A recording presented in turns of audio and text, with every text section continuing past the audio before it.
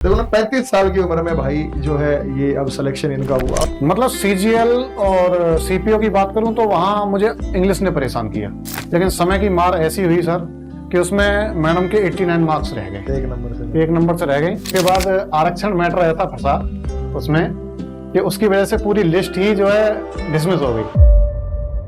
2012 से और 2026 आ गया, इतना लंबा मोटिवेशन कैसे मिला? मतलब सर एक तो शिक्षा से जुड़ा रहा, पढ़ाते रहे, पढ़ाता रहा के लिए। हाँ, और मैं एग्जाम देता रहा तो एग्जाम में हर बार फाइनल में रह जाता था।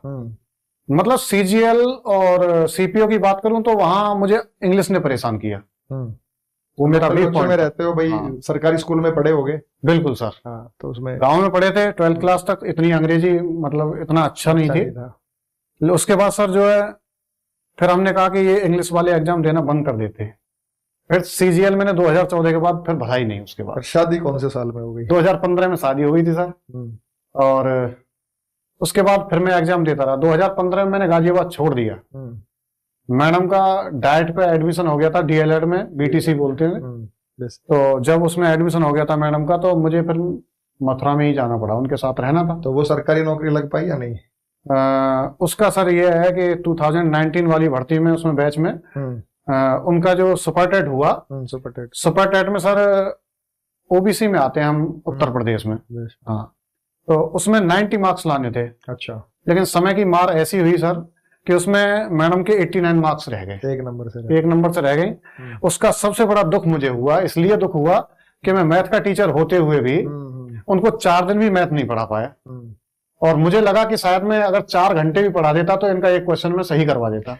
रिग्रेट होता है, बाद में पछतावा होता है। बच्चे जब 1 नंबर से रह गए, 0.5 से सिलेक्शन रह गया, 0.35 से, 0.25 से, बहुत सारे बच्चे ऐसे हैं, तो वो सिलेक्शन तो खैर रह ही जाता है। लेकिन सर आज हम उसी दिन से हाई कोर्ट में केस लड़े, तो वहां से डबल बेंच से 1 नंबर मिल गया सर। लेकिन उसके बावजूद भी गवर्नमेंट ने जॉब नहीं दी, और फिर से हम सुप्रीम कोर्ट आना पड़ा। यहाँ से भी आदेश हम ले गए 2022 में। लेकिन उसके बाद आरक्षण मैटर ऐसा फंसा उसमें कि उसकी वजह से पूरी लिस्ट ही जो है डिसमिस हो गई। कह रहे हैं कि कोई मेरिट ही नहीं है उसकी। मेरिट नहीं है। अब उस मेरिट के चक्कर में 2026 आ गया। आज मैं आपके पास यहाँ दिल्ली में आपके साथ हूँ, लेकिन सुप्रीम कोर्ट में आज उसकी सुनवाई हो रही है, और गवर्नमेंट ने एक लिस्ट बना के दी है 8200 कुछ बच्चों की, वो उसको क्लियर करना चाह रही है।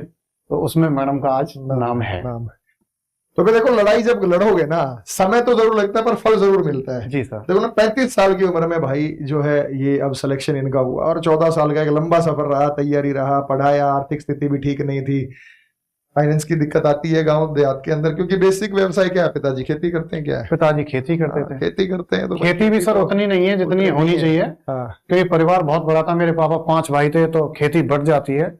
हम भी 4 भाई हैं, तो इतनी जमीन भी नहीं हो सकती कि अब वो बढ़ती थोड़ी रहेगी, घटेगी जमीन। और बस लास्ट में इतनी है कि गुजारा भी मुश्किल हो जाता है।